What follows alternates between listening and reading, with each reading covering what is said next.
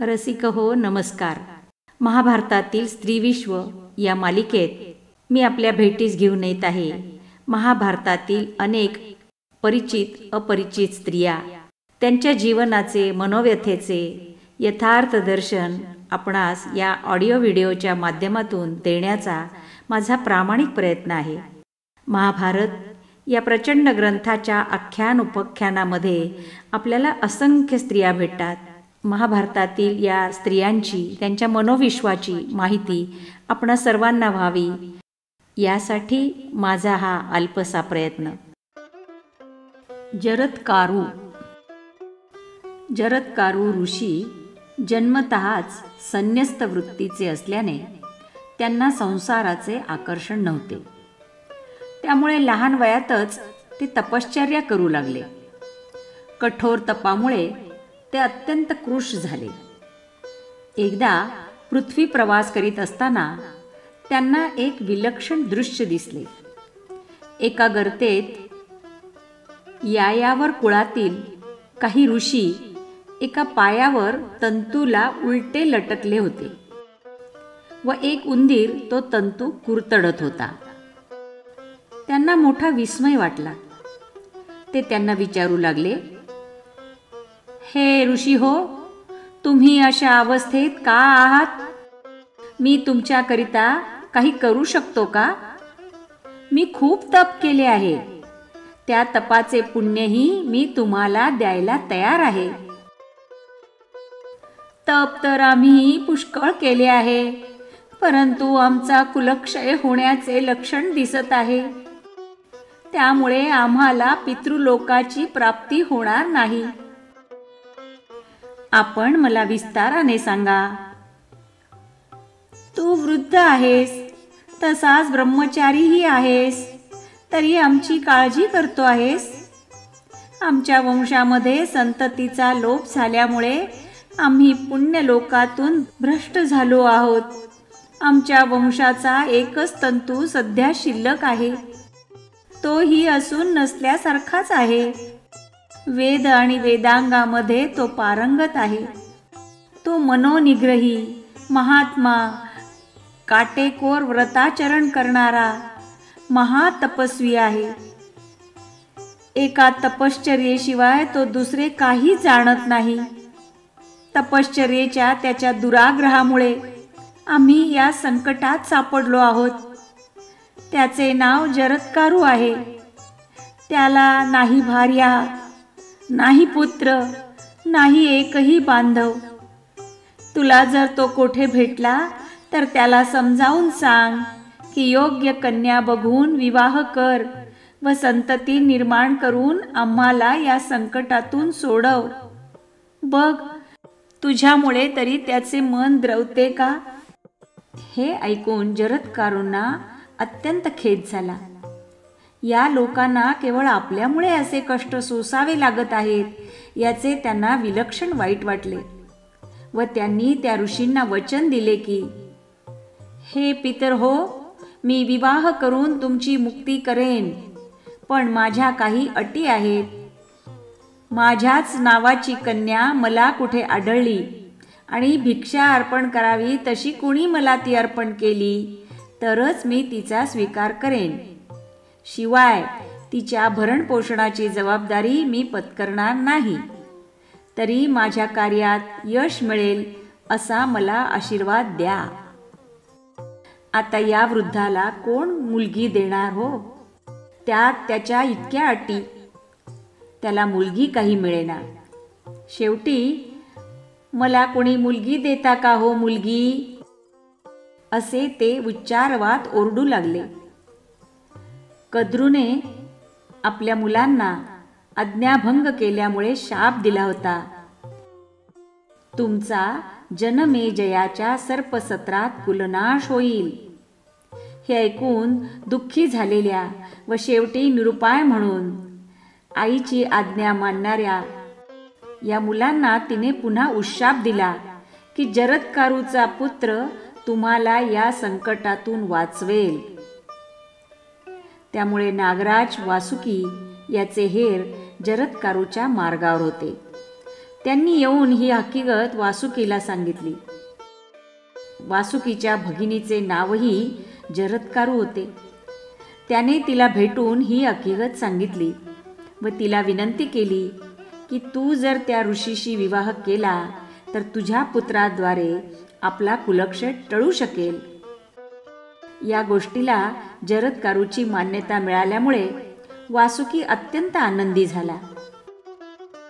वासुकीने आपल्या भगिनीस अलंकृत केले व तिला घेऊन तो वनात गेला व एखाद्याला भिक्षा अर्पण करावी तशी त्याला आपली भगिनी अर्पण केली. पण जरत्कारूने तिचा पटकन स्वीकार केला नाही. खरे तर जरत्कारूचे चित्त मोक्षाच्या अभिलाषेत गुंतलेले असल्यामुळे आणि विवाहामुळे सुखदुःखाची अनेक द्वंद्वे निर्माण होणे अपरिहार्य असल्यामुळे त्याचे मन आयत्या वेळी खचले. त्याने त्या बाबींचा पुनर्विचार केला व वासुकीला त्याच्या भगिनीचे नाव विचारले. तिचे नाव जगत्कारूच आहे असे कळल्यानंतर हिचे पोषण मी करणार नाही असे मात्र त्याने वासुकीला बजावले. वासुकी म्हणाला, तिची काळजी तुम्ही करू नका, मी तिचे पोषण करीन. एवढेच नव्हे तर माझ्या सर्व सामर्थ्यानिशी मी तिचे रक्षणही करीन. मी हिचे पोषण करणार नाही आणि मुख्य म्हणजे हिने माझ्या मनाविरुद्ध कधीही वागायचे नाही. ती जर माझ्या मनाविरुद्ध वागली तर मी तिचा ताबडतोब त्याग करेन. याला मान्यता मिळताच तो वासुकी बरोबर त्याच्या राजवाड्यात गेला व तेथे त्याने जरत्कारूचे समंत्रक विधिवत पाणी ग्रहण केले. विवाहानंतर नववधू व तिचा पती रमणीय शयन मंदिरात गेले असताना तिच्या समोर त्याने परत, तू माझ्या मनाविरुद्ध वागायचे नाही, वागलीस तर मी हे घर सोडून कायमचा चालता होईन. हे बोलणे ऐकून जरत्कारू कमालीची उद्विग्न झाली व दुःखाने व्याकुळ होऊन म्हणाली, आपण म्हणाल तसेच मी वागेन. जरत्कारू मनोभावे आपल्या पतीची सेवा करू लागली. श्वान, हरिण व काक यांचे जे उपजत गुण आहेत त्या गुणांचा म्हणजे नित्य जागरूकत्व, भयचकित्व आणि इंगितज्ञत्व या गुणांचा अवलंब करून आपल्या पतीला सदैव खुश ठेवण्याचा प्रयत्न करू लागली. एकदा ऋतुस्नात जरत्कारू समागमनार्थ पतीजवळ गेली असता त्याने तिच्या गर्भात एक तेजस्वी भ्रूणाची स्थापना केली व तो गर्भ चंद्राच्या कलेप्रमाणे तिच्या उदरात वाढू लागला. कालांतराने एके दिवशी दुपारी जरत्कारू ऋषी पत्नीच्या मांडीवर डोके ठेवून झोपी गेले. सूर्यास्त होण्याची वेळ आली तशी तिची घालमेल होऊ लागली. ऋषींच्या सायन संध्येची वेळ जवळ येऊ लागली होती. जरत्कारू ऋषींना गाढ निद्रेतून उठवावे तर ते चिडतील, न उठवावे तर त्यांच्या नित्यक्रमात खंड पडेल. तिची द्विधा मनस्थिती झाली. यांच्या क्रोधापेक्षा धर्मलोप होणे अधिक वाईट आहे असे वाटल्यामुळे शेवटी सर्व धीर एकवटून तिने मोठ्या मंजूळ स्वरात ऋषींना जागे करण्याचा प्रयत्न केला. संधीची जणू वाटच बघितल्याप्रमाणे ऋषी कडाडले, हे नागिणी, तू माझा उपमर्द केला आहेस. तुझ्याजवळ क्षणभरही राहण्याची माझी इच्छा नाही. मी जसा आलो तसाच निघून जाणार. मी झोपलेलो असताना अस्तास जाण्याच्या सूर्याची छाती नाही अशी माझी खात्री आहे. माझा तू घोर अपमान केला आहेस. तू कबूल केल्याप्रमाणे वागली नाहीस. तिने फार विनवण्या केल्या, परोपरीने समजावून सांगण्याचा प्रयत्न केला. भगवन, आपला अपमान करण्याचा माझा हेतू नव्हता. केवळ आपल्या पुण्यसंचयाचीच मला काळजी होती. पण ऋषींनी आपला हेका सोडला नाही. शेवटी सर्व लज्जा गुंडाळून ठेवून ती म्हणाली, एक विशिष्ट हेतू मनात ठेवून माझ्या बंधूने मला तुमच्या स्वाधीन केले होते. तो हेतू पूर्ण झाल्याशिवाय तुमचे येथून जाणे इष्ट नाही. यावर ऋषींचे प्रत्युत्तर होते, तो हेतू पूर्ण झाला आहे. तुझ्या उदरात मी गर्भाची स्थापना केली आहे. तो गर्भ अग्नीप्रमाणे तेजस्वी असून तो वेदांत आणि वेदांगामध्ये पारंगत असलेला परमधर्मात्मा ऋषी आहे. एवढे बोलून ऋषींनी आपला गाशा गुंडाळला आणि परत कधीही न येण्याकरता ते निघून गेले. जरत्कारु ही बातमी घेऊन बंधूकडे गेली. जरत्कारु ऋषी निघून गेल्याची वार्ता कळल्यानंतर वासुकी अत्यंत हताश झाला.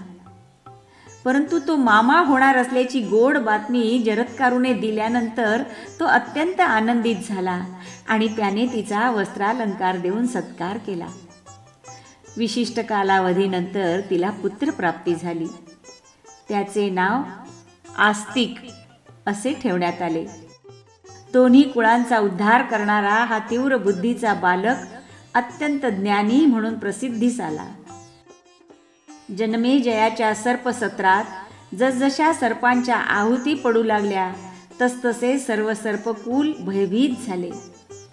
मातेच्या सांगण्यावरून आस्तिक तेथे पोहोचला व त्याने जनमेजयाशी युक्तिवाद करून तो यज्ञ बंद पाडला व तक्षकाचा प्राण जाता जाता राहिला. सर्प भयावर तोडगा म्हणून लोक आस्तिक आस्तिक असे का म्हणतात याचे इंगित मला ही कथा वाचल्यानंतर कळले. आस्तिकाने आपल्या मामाचा कुलक्षय थांबवून त्याच्या उपकाराची पूर्तता केली, परंतु या गोष्टीचा त्याला थोडा गर्व झाला. तेव्हा वासुकीने त्याची गाठ सरमेशी घालून दिली व सर्पसत्र थांबवण्यास तिचा शापही कारणीभूत आहे हे लक्षात आल्यामुळे त्याने गर्व करणे सोडले. केवळ ज्ञाती बांधवांचा कुलक्षय होऊ नये म्हणून जरत्कारूने या विवाह बंधनास मान्यता दिली. यालाच म्हणतात जातीसाठी माती खाणे. हा विवाह म्हणजे दोघांच्याही सोयीचा मामला होता. ऋषींना पितरांना वाचवायचे होते आणि जरत्कारूला बंधूच्या कुळाला. प्रेमाच्या देवाणघेवाणीचा काहीही संबंध नव्हता. आयुष्यभर पती जिवंत असतानाही परित्यक्तेचे हीन दीन जीवन जरत्कारूच्या वाट्याला आले. ही शिक्षा तिला भोगावी लागली व तिने ती विना तक्रार भोगली. कुळाच्या भल्यासाठी केलेला हा त्याग अतुलनीय आहे. आता ही शर्मा कोण जिचा शाप सर्पसत्र थांबवण्यास कारणीभूत झाला हे आपण पुढील भागात बघूया. महाभारतातील स्त्री विश्व. लेखिका डॉक्टर नीलिमा निशाणदार. सतारवादन उमा निशाणदार आणि वाचक स्वर होता ॲडव्होकेट प्रेरणा देशपांडे. मित्रांनो, असेच नवनवीन व्हिडिओ ऐकण्यासाठी बघण्यासाठी आपण माझ्या नवप्रेरणा एंटरटेनमेंट या यूट्यूब चॅनलला सबस्क्राईब करा, लाईक करा आणि शेअर करा. तुमची ही छोटीशी कृती मला खूप आनंद देते आणि नवनवीन व्हिडिओ बनवण्याची प्रेरणा देते. धन्यवाद.